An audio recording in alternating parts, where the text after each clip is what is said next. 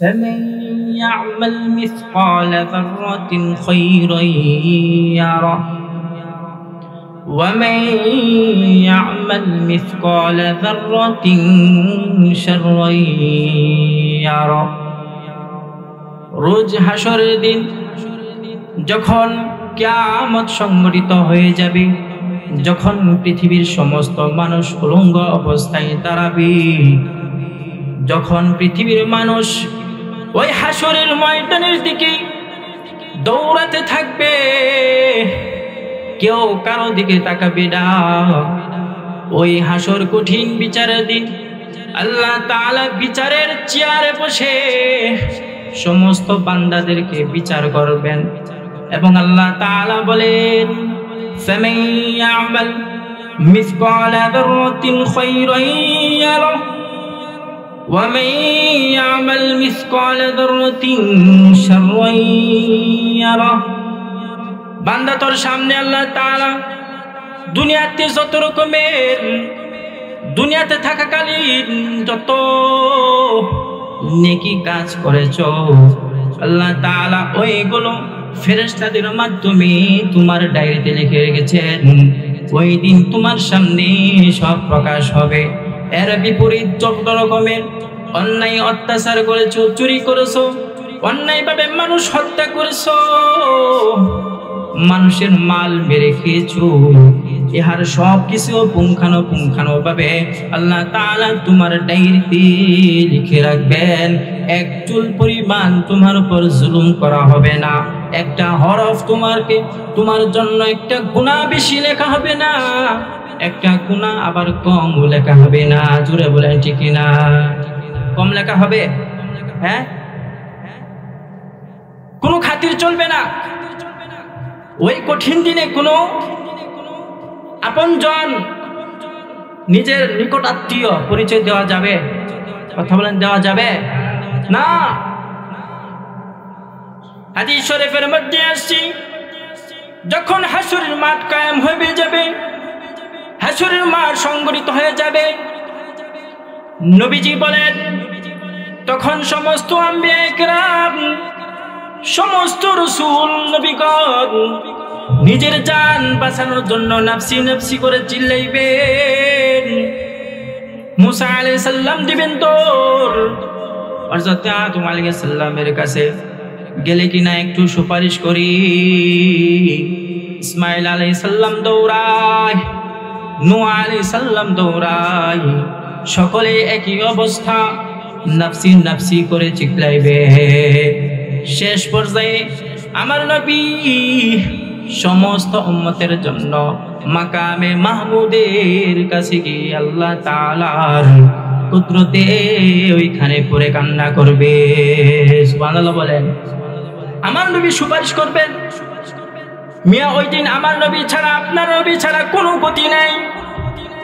যারা এখনো নবীদের সুন্নতগুলো পুঙ্খানুপুঙ্খানুভাবে আমল করতে পারতেছি না, ওই দিন কিভাবে হাউজে কাউসারের সামনে দাঁড়াবো, কিভাবে নবীজির সামনে দাঁড়াবো? আম্মা জান আয়েশা রাদিয়াল্লাহু তাআলা আনহু একদিন রাত্রে বেলা গিয়ে দেখেন আমার মায়ার নবী রাহমাতুল লিল আলামিন নবী হুজরাতে নাই। আম্মা জান আয়েশা রাদিয়াল্লাহু তাআলা আনহু মনে মনে চিন্তা করতেছেন, নবী কি আমার প্রতি রাগ করছেন নি? হাই, নবীজি আমার যাতে রাগ করছেন কিনা জানি না। নবীজি দৌড়ে গিয়ে দেখে নবীজির কাছে আম্মা জান আয়েশা রাদিয়াল্লাহু তাআলা আনহা দৌড়াইয়া গিয়ে দেখেন ওইখানে নবীজি নির্জনে বসে কাঁদেন। আম্মা জান আয়েশা রাদিয়াল্লাহু তাআলা আনহা নবীজিকে ডাক দিয়ে কয়, ইয়া রাসূলুল্লাহ রাহমাতুল লিল আলামিন, আপনি নিজ কামরা ছেড়ে এখানে এসে একা একা কেন কান্না করতেছেন? নবীজি ডাক দিয়ে কয়, আয়েশা রে, আমি কান্না এই জন্য করতেছি কারণ আমি জানি কিয়ামতের দিন কঠিন দিন, হাসরের দিন খুব কঠিন দিন, যেদিন আল্লাহ তাআলার পরিবেশটা এরকম হবে, আসমানের সূর্যটা মাথা আধাত উপরে চলে আসবে, হাসরের মাঠটা ভয়ে থরথর থরথর করে কাঁপতে থাকবে। ওই দিন আল্লাহ তাআলা হুঙ্কার দিয়ে বলেন, লিমানে মুলকুল ইয়াউম, কই দুনিয়ার রাজা বাদশাহ, কই যারা দুনিয়াতে বাদশাহী করছো, আজকে তোমাদের বাদশাহী কই? বড় বড় রাজা, বড় বড় প্রজা, সবাই ওই দিনের হালত হবে সকলে দৌড়ায় নাফসি নাফসি, আপন হালতের দিকে তাকায়। নবীজি আয়েশা রাদিয়াল্লাহু তাআলা আনহাকে বলেন, আয়েশা রে, ওই দিন সকলে আপন গতিতে কবর থেকে ওঠে, একা একা উলঙ্গ অবস্থায় দৌড়াবে নিজের জান বাঁচানোর জন্য, নিজের জান বাঁচানোর জন্য। একা একা কারো দিকে তাকাবে না, সকলে দৌড়াবে হাসরের মাঠে। কোন মাঠে ভাই? হাসরের মাঠে। হাসরের মাঠ কি তাত্তাকান্দার ফুটবল খেলার মাঠ? জোরে বলেন, ওইখানে ফুটবল খেলার মাঠ নাকি? যে মন চাই গোল বলে চিৎকার দিবেন, মন চাই নিজের এমপি মার্কা নৌকা মার্কা চিৎকার দিবেন, দানের শীষ মার্কা চিৎকার দেওয়ার জায়গা ওইটা? জোরে বলেন। হাসরের মাঠ এমন এক মাঠ, জাহান্নামীদেরকে ওই জাহান্নামের ফেরেশতাদের মাধ্যমে তাদের পায়ের মধ্যে শিকলের বিড়ি লাগাইয়া জাহান্নামের দিকে টানতে টানতে নিয়ে যাবে। কথা বলেন ঠিক কিনা? নিয়ে যাবে কিনা? নিয়ে যাবে, কোনো সন্দেহ নেই। এই জন্য বলি, ওই দিন সকলে নিজের উপর নিজে আক্ষেপ করবে, ইয়া লাইতানি, হায় আফসোস, হায় আফসোস, আজকে যদি আমার আমল নামাটা ডান হাতে আসতো গো, আজকে যদি আমার আমল নামাটা বাম হাতে না আইসা ডান হাতে আসতো, তাহলে আমার কোনো চিন্তা ছিল না, নিশ্চিন্তায় আল্লাহ তাআলার তৈরি জান্নাতে চলে যেতাম। চিল্লায় বলেন ঠিক কিনা? আফসোস করবে। দুনিয়াতে আমরা শান্তি, কোনো কিছু হারাইলে আফসোস করি, হাই রে যদি আরেকটা বার চিন্তা করতাম, আরেকটা বার ভাবতাম, তাইলে ভুল নাম্বারে প্রতারকের শিকার হইয়া বিকাশে টাকাগুলো দিতাম না। কথা বলেন ঠিক কিনা? হয়নি এরকম? ভুল নাম্বারে টাকা ছাইরা দেয়নি? কথা হয় না? আপনাদের এলাকায় নাই? আছে না? অহরহ আছে, অ্যাভেলেবেল হইতেছে। প্রতারকের শিকার হইয়া ফোন দিয়েছে, ভাইজান আপনার জন্য একটা BMW রেডি। কথা বলেন ঠিক কিনা? BMW নিতে হলে আপনাকে এই এই ফর্মগুলো ফিল আপ করতে হবে, ফিল আপ করতে হবে। তার জন্য আমাদেরকে অগ্রিম পাঠাতে হবে 60,000 টাকা। কত? কথা বলেন কত? কেউ বালা কিছু আনতে গেলে আপনার নিজে কিছু খরচ করতে হইব না? হ্যাঁ, হের মুহ এত মধু, আল্লাহ এত মধু টাইলা দিছে, হের কথা তারা আরেক ভাই গুইলা গেছে। এরকম হয় না? গুইলা যায়, গুইলা যাওয়ার পরে কি করে? কেউ লাগে বুঝে না, আবার এটাও কয়ে দেয় আপনি কিন্তু বেশিক্ষণ সময় নিতে পারবেন না, কারোর সাথে কথা বলার সুযোগ নাই, আমরা জটফট, নচেত এই জিনিসটা আরেকজনে পেয়ে ফেলবে। কথা বলেন ঠিক না? তখন কারোর সাথে কোনো কথা নাই, কোনো চিন্তা নাই, 420-র মতো সে চুরাবালি করে একা একা সমস্ত টাকাগুলো বিকাশে ওই প্রতারকের হাতে তুলে দেয়। কথা বলেন ঠিক না? প্রতারকের হাতে যখন তুলে দেয়, যখন প্রতারকে টাকাগুলো সমস্তগুলো নিয়ে যায়, নিয়ে যাওয়ার পরে আল্লাহর বান্দা মোবাইল অফ, আল্লাহর বান্দার মোবাইল কে অফ, এখন আর মোবাইল কাজ করে? তখন যায় তাই না ঠিলা বসছে, তখন যায় সে বুঝতেছে হাই রে কি করলাম, এখন দি বেচারা মোবাইল বন্ধ, এখন বেচারা কি মোবাইল বন্ধ, এখন হের মাথায় আসমান ভেঙে পড়ছে, পড়েনি? তখন যায় মুখ দিয়ে বাইরে, কারণ সহ্য করতে পারে না। পার্সোনাল যে আছে তার কাছে বলে হাই রে জীবনের একটা ধরা খাইলাম, জীবনের একটা কি খাইলাম? ধরা খাইলাম, যে ধরা আমিও খাই নাই, আমার দাদাও খাই নাই, আমার ফোর দাদাও খাই নাই। কথা বলেন ঠিক না? সানডে ইমুন মায়ের খাইছে, মায়ের খাইয়া বইলা বাই কম্বল দিয়ে উইতা বইয়া লইছে। কথা বলেন ঠিক না? এরকম আফসোস করেনি? করেনি? চিল্লায় বলেন করেনি? আসরে তিন সকলে এই আফসোস করবে, ইয়া লাইতানি, হায় আফসোস, হায় আফসোস, যদি আমল নামার ডান হাতে চলে আসে, ওগো মাওলা আরেকটা বার সুযোগ যদি দেন গো, তাইলে দুনিয়াতে যাইতাম, দুনিয়াতে যাইয়া বড় বড় যাত্রা গানে যাইতাম না, বড় বড় নাচ গানের অনুষ্ঠানে যাইতাম না, গায়ে হলুদ নামে অশ্লীলতার বেহাপনার অনুষ্ঠানে যাইতাম না গো, নিজের মন মতো তোমার দেওয়া নেয়ামতের যে সময়গুলো আছে সময়গুলো নষ্ট করতাম না, এরকম আফসোস করবে। আল্লাহ ডাকিয়া কই বান্দারে, আমি তোরে দুনিয়াতে পাঠাইছি কেবল আমার গোলামি করার জন্য। তুই আমার গোলামি করবে, আমার গোলামি করার জন্য তোকে পৃথিবীর যাবতীয় সমস্ত মাখলুকাত 18,000 মাখলুকাত আল্লাহ তাআলা বলেন তোর খেদমতের জন্য সবকিছু আমি তৈরি করে দিয়েছি, তোর জন্য আমি সবকিছু করছি। তারা তোর খেদমত করবে আর তাদের খেদমত গ্রহণ করে আমি আল্লাহর গোলামি করবে। এখন আফসোস করলে চলবে না, যা জাহান্নামে চলে যা। এখন আর সময় নাই, যে সময় নবী করিম সাল্লাল্লাহু আলাইহি সাল্লামের ইজ্জতের উপর আঘাত আসে তখন ঈমান জাগাইয়া মিছিলে বের হইতে পারো না, নিজের ঈমান প্রকাশ করে বড় হুঙ্কার দিতে পারো না। এখন আসছো, আফসোস করো, যা জাহান্নামে চলে যা। তোদের জন্যই জাহান্নাম, কথা বলেন ঠিক না? তোদের জন্য কি জাহান্নাম? যখন দুনিয়াতে বড় বড় এমপি আসে, মন্ত্রী আসে, দুনিয়ার বড় বড় লিডার আছে, যে লিডার হাসরের দিন কোন সিওই নাই, কথা বলেন ঠিক না?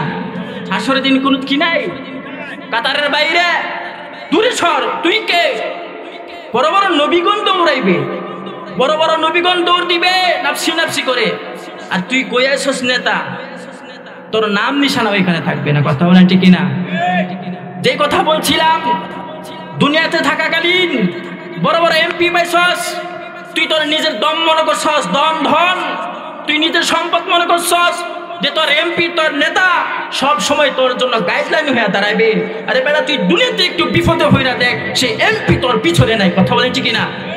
সেই মেম্বার তোর চেয়ারম্যান তার গোষ্ঠী পর্যন্ত তোর পিছনে থাকবে না, জোরে বলেন ঠিক না? আর নবী করিম সাল্লাল্লাহু আলাইহি সাল্লামের যখন শানে আঘাত আসে, যখন দ্বীনে ইলাহির উপর আঘাত আসে, তখন তোর মুখটা চুপ, বোঝা গেল তোর ভিতরে ঈমানের সমস্যা আছে, কথা বলেন ঠিক না? আরে বেটা, তোর ঈমানের মধ্যে পোকা ধরেছে, নচিত ইসকনের মতো এত বড় জঙ্গি একটা সংগঠন, সে সংগঠন আমাদের দ্বীনকে নিয়ে কলঙ্ক তৈরি করে আমার মুসলমান ভাই আলিফকে শহীদ করলো, তুই একটা দিন প্রতিবাদও করলি না, কথা বলেন ঠিক না? প্রতিবাদ করছস, তুই কিভাবে নবীজির কাছে হাসরের দিন হাউজে কাউসারের পাশে গিয়া পিয়ালা নিয়ে দাঁড়াইবি?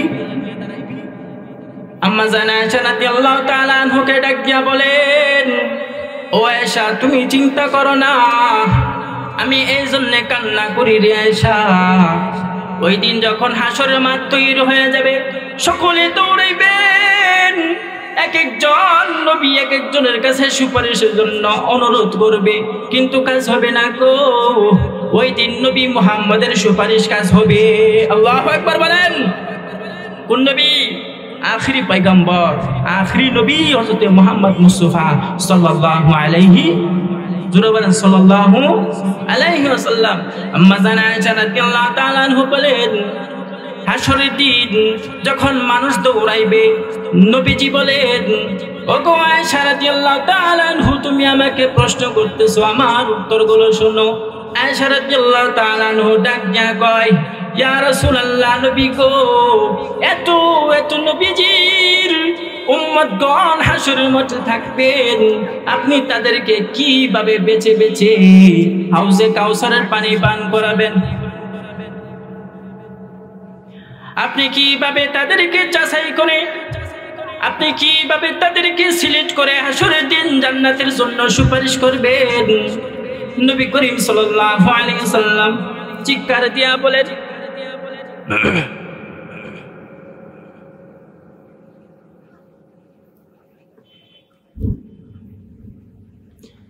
নবী করিম সাল্লাল্লাহু আলাইহি ওয়াসাল্লাম তখন আম্মা জান আয়েশা রাদিয়াল্লাহু তাআলা আনহাকে ডাক দিয়া বলেন, ওগো আয়েশা,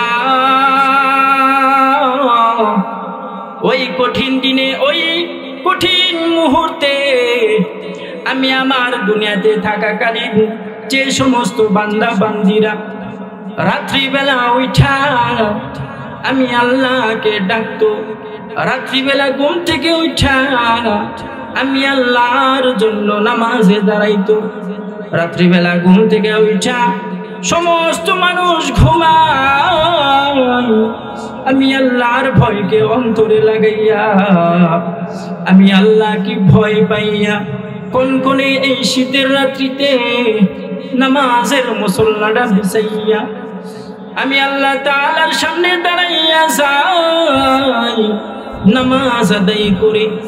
নামাজ আদায়ের পর সামনে বসিয়া আমি আল্লাহ দরবারে হাত উঠাইয়া তার জবানটারে ডাক দিয়া কই, ও মালিক, দুনিয়াতে থাকছি তোমার নিয়ামত ভক্ষণ করতেছি, মাওলা জাহান্নাম অনেক কঠিন, জাহান্নামের আযাব অনেক কঠিন, কবরের ঘর অনেক কঠিন, ওই ফুলসিরাতের ব্রিজ অনেক কঠিন, ওই মিজানের পাল্লা অনেক কঠিন, ওই জাহান্নামের আগুন অনেক কঠিন। আল্লাহ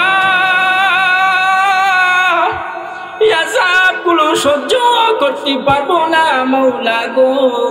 জবানটা লড়াইয়া আমি আল্লাহর কাছে নামাজ পড়ে পড়ে কান্না করতো। যখন মসজিদ থেকে মিনার থেকে আজানের ধ্বনি বেশি আসতো গো, ওই আজানি ধ্বনি শোনার সাথে সাথে সমস্ত কাজ রেখে দুনিয়াবি চিন্তা রেখে মসজিদে ঢুকে যাইতো। ওই সমস্ত বান্দারা নামাজ পড়ার জন্য যে ওযু করতো গো, ওই ওযু করার সময় যে হাতের অঙ্গ প্রত্যঙ্গ গুলো ধুইতো, ওই হাসরের দিন তাদের অঙ্গ প্রত্যঙ্গ গুলো নূরে ঝলমল করবে। সুবহানাল্লাহ বলেন। ওই নূরে ঝলমল ঝলমল করা উম্মত গুলোকে আমি বাছাই বাছাই করিয়া জান্নাতে দিয়ে দিব। সুবহানাল্লাহ বলেন। এজন্য বলি, ও যুবক ভাই, ও পর্দার আড়ালে মা বোনেরা, নবীজির সুপারিশ পাইতে হলে, আল্লাহ তাআলার জান্নাত পাইতে হলে, আল্লাহ তাআলার সুপারিশ, আল্লাহ রাসূলের সুপারিশ, আল্লাহ তাআলার আযাব থেকে বাঁচতে হলে আল্লাহর দেওয়া যত বিধিবিধান আছে, আল্লাহর দেওয়া যত হুকুম আহকাম আছে, ও যুবক ভাই, ও এলাকার পর্দার আলে মা বোনেরা, আপনাদের কাছে বিশেষ অনুরোধ, নিজের জীবনটা ঘরের, সময় তো নাই। এই যে কিছুদিন মহামারী, কিছু বছর আগে মহামারীর কারণে অনেক যুবক ভাই দুনিয়া থেকে চলে গেছে, অনেক যুবতী বোন, অনেক মা বোনেরা দুনিয়া থেকে চলে গেছে। প্রতিদিন মরণের খবর কানে আসে। হায়রে, মাত্র বয়স 20 হয়ে গেছে, দুনিয়া থেকে চলে গেছে। আল্লাহ তাআলা বলেন, বান্দারে হায়াত নামক যে নিয়ামত আমি দিয়েছি, সে নিয়ামতের কদর কর, কারণ যেদিন মালাকুল মউত চলে আসবে, মালাকুল মউত চলে আসার পর আর ইবাদতের সুযোগ পাবি না। কথা বলেন ঠিক না? মালাকুল মউত চলে আসলে আর ইবাদতের সুযোগ হবে? সবকিছুর তো প্রস্তুতি আছে। কথা বলেন ঠিক না? আজকের যে মাহফিল আপনারা করেছেন, যুবক ভাইয়েরা অক্লান্ত পরিশ্রম, প্রবাসী ভাইদের ঘাম ঝরানো পয়সা, মুরব্বী বাবাদের অনেক অনেক দোয়া, মুরব্বী বাবাদের পরামর্শ, অনেক রকমের জিনিসপত্রের মাধ্যমে, ডেকোরেশন, লাইটিং, মাইকিং, সব কিছুর মাধ্যমে আজকের এই মাহফিল প্রস্তুত। কথা বলেন ঠিক না? প্রস্তুত করছেন না? সব কিছুর শুরুতে প্রস্তুত।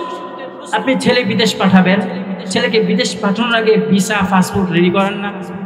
জোরে বলেন।